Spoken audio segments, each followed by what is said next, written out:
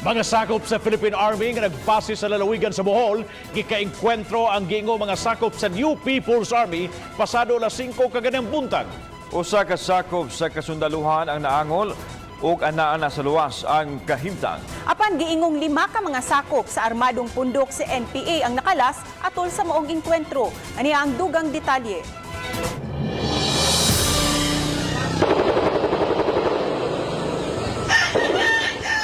Sa usa ka cellphone video madungog ang buto-buto sa armas nga nakapaugkay sa mga mulupyo sa barangay Kabaknitan.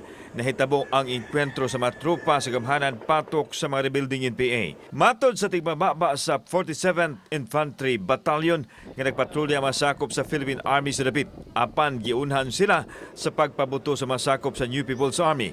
Mibaws usab sila sa pagpabuto nga misangpot sa kamatayon sa 5 ka mga sakop sa walhong pundok. Nahitabo ang sinukliay sa mga bala alas 5:30 kaganinang buntag. Giingong 11 ka mga armadong sakop sa NPA ang mitabang sa mga tropa sa gamhanan.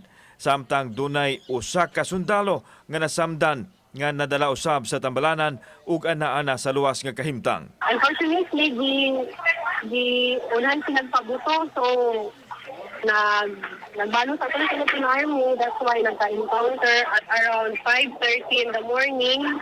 Samtang gumikan sa panghitabo, adunay 53 ka mga pamilya ang mibakwit gumikan sa netbong engkwentro. Ay, kanang 53 ka pamilya nga may bakit gumikan sa hitabo nga encounter. Nagpahigay na clearing operation ang mga sundalo sa dapit. Kauban si Cleofer Lumayag.